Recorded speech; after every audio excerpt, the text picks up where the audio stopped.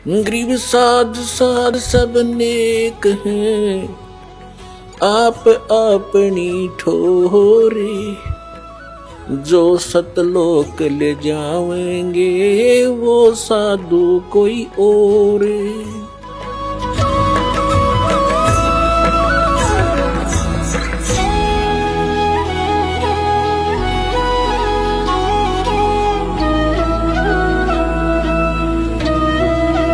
जैसे त्योहार आते हैं, कोई बात हुई, वो व्रत के खर्चे, ये त्योहार मनाते हैं दिवाली का, दीपावली, ये किस लिए मनाते हैं कि भगवान श्री राम सीता जी को लेकर घर लौटे थे। और फिर चलो पहले तो देसी घी के दीप जलाए जाते थे, हवन हो जाता था, वो भी बढ़िया बात थी, लेकिन एक दिन हवन कर देने से बात नहीं बनती। अपना रोज लगावे घी की दीप है, रोज हवन करे वो। और जब सीता जी को घर से निकाला, फिर भी मनाओ तुम उसने, फिर भी दिवाली मना रहे हो। सीता तो घर से निकाल दी गई थी जिसके आने की खुशी में, और वो दीप जलाए गए थे, और फिर वो निकाल दी करते। वो तो दुखी हुई, वहां जंगल में टाइम पास करा बेचारी ने सह परिवार। और श्री राम घर पे, परिवार उसका जंगल में, चाहे राजा के कुछ भी बना रहो, एक छोटे से नगर का राजा, अयोध्या का राजा था, चाहे राष्ट्रपति बने जाए पूरी पृथ्वी का, जिसका परिवार कहीं रहा कहीं वो जीव सुखी हो सकता है, और फिर भी दिवाली मनावें और दीप जलावें। तो इस तरह की जो क्रियाएं हैं ये परंपरा है, सूझबूझ का कार्य नहीं है। फिर बम छोड़ते हैं त्योहार के दिन, तरह कितना प्रदूषण फैलाते हैं, आग लग जाती है। तो यह परंपरा बनाई तो बच्चे आकर्षित हुए, इसको समाप्त करेंगे धीरे धीरे। और क्या की खुशी, एक भगत कह रहा था, बोला जी नाम लेने के बाद ज्ञान हुआ हमें, और पहली बार त्योहार मनाया हमने अपना। हमने 10 वर्ष हो गए ना दिवाली मना ली, ना तीज त्योहार मनाए, और ना होली मनाई। कारण क्या रहा कि हमारा परिवार है, 5-6 भाई हैं, मेरे दादा है, उसमें किसी का कोई मृत्यु हो जाती है, कभी हमारे घर में हो जाती है। पिछली बार मेरी बहन विधवा होगी, सारा 1 साल तो फिर मनाना ही नहीं कुछ भी, 1 वर्ष पूरा नहीं हुआ इतने दूसरी घटना घट लेती है। और 10 वर्ष हो गया हमने कोई त्योहार मना के नहीं देखा। फिर कहाँ गई वो दीपावली। और परमात्मा कहते हैं इसे गंदे लोक में, जैसे नानक साहब जी से कहा था कि आप यहाँ खुशी नजर नहीं आते, मायूस बने रहते हो। तब नानक साहब जी ने कहा था, ना जाने काल की कर डारे, किसी भी ढल जा पासावे, अर्जी नाते सरते मौत खुड़क दी, उन्होंने केड़ा हंसावे। एक समय एक लड़के का ब्याह था, पहले दिन डीजे बजा रहे, घर में भी नाचे कूदे, बहन भी उसकी घुड़चड़ी पे उसका जो निकाली हुआ फेरी, वो भी चित्र समाचार पत्र में। अगले दिन विवाह के लिए जा रही थी बारात, वो दुल्हे वाली कार टकरा गई एक टैंकर से, ट्रक से या टैंकर से। 6-7 सदस्य थे, घर के भी थे उसमें 2-3 और वो दुल्हा भी, सारे मर गए।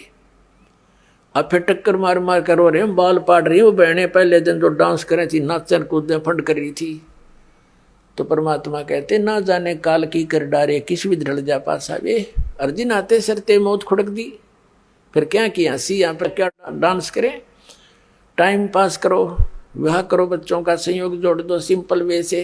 ब्याह तो 2 बालका का होना है, बाकी तो फंड हो, कितने इकट्ठे कर लो चाहे ना कर लो। तो इस प्रकार हमने इस प्रत्येक परंपरा को रिड्यूस करना है। कहते हैं जगत का पेखना पेख्या, धनी का नाम ना लेखा। अब एक दूसरे के सिर पर धरे बैठे, उसने ऐसे कर दिया, उसने ऐसे कर दिया, किंतु जो करने वाले का तो जिक्र भी नहीं। तो इस प्रकार वो त्रेता युग में आए थे भगवान मुनिंदर रूप में परमात्मा। उस समय नल नील को स्वस्थ किया, और श्री रामचंद्र जी के ऊपर जो पहाड़ जैसा दुख था वो पुल बनवाया। और परमात्मा कहते हैं कि धर्मदास जी को समझाते हैं कि तुम इन राम कृष्ण को भगवान मान बैठे, किस आधार से? एक छोटे मोटे इनकी लीला देखकर कैसे कि श्री कृष्ण जी को तुमने राम मान लिया, भगवान मान लिया, कि उसने गोवर्धन पर्वत उठा लिया, गिरिराज बोलो जिसने। और आपके पुराण बताते हैं, आप खुद कथा सुनते और सुनाते हो कि शेष नाग सारी सृष्टि न ठारा, जिसको ऊपर पृथ्वी भी सारे ये लोग ग्रह भी प्रह भी। तो एक पहाड़ के ठाण तो भगवान मान लिया, तो शेष नाग क्यों नहीं माना तुमने परमात्मा? और फिर आप ये भी कथा सुनते हो श्री राम के उसमें कि द्रोणागिरी उठा कर ले आए भगवान ये हनुमान जी द्रोणागिरी उठा ले, तो इनमें भगवान हनुमान भगवान क्यों नहीं? क्या बताते हैं कि गोवर्धन श्री कृष्ण धारो और द्रोणगिरी हनुमंते, शेष नाग सब सृष्टि उठारा, इनमें कौन भगवंते। फिर क्या बताते हैं, कहते हैं समुद्र पाट लंका गयो, वो सीता को भरता रे, और अगस्त ऋषि ने ये सातों पी लिए, इनमें कौन करता रे। एक अगस्त ऋषि वे हैं जिनमें ऐसी सिद्धि थी कि उन्होंने एक घूंट में सातों समुद्रों को पी लिया था, खत्म खाली कर दिया था इसको, फिर प्रार्थना करी तो वापस उसको छोड़ा था। तो परमात्मा कहते हैं तुम मानते हो कि श्री रामचंद्र जी ने समुद्र पर पुल बना लिया इसलिए भगवान मान लिया। कहते अगस्त ऋषि ने सातों पी लिए थे, वो क्यों ना भगवान माना। फिर कहते काटे बंधन विपत में, कठिन कियो संग्राम, चिन्हो रे नर प्राणिया, ये गरुड़ बड़ो के राम। ओए होए, कहते तुम्हारा भगवान श्री रामचंद्र जिसको तुम भगवान मानते हो, वो तो नागफास में आ गए थे सारी सेना सब समेत, और गरुड़ ने आकर तुम्हारे भगवान का बंधन काटा था श्री राम का। तो गरुड़ बड़ा हुआ, तुम्हारा श्री राम बड़ा हुआ, कुछ तब बुद्धि तो काम ले लो। भजन करो उस रब को जो दाता है कुल सबका, भजन करो उस रब को जो दाता है कुल सबका। वो है कबीर इज गॉड, धानक रूप रहा करतार, अनंत कोट ब्रह्मांड का, एक रति नहीं भार, और सतगुरु पुरुष कबीर है ये कुल के सरदनार। हम सुल्तानी नानक तारे दादू को उपदेश दिया, जात जुलाहा भेद नहीं पाया, वो काशी माए कबीर हो। बोलो सतगुरुदेव।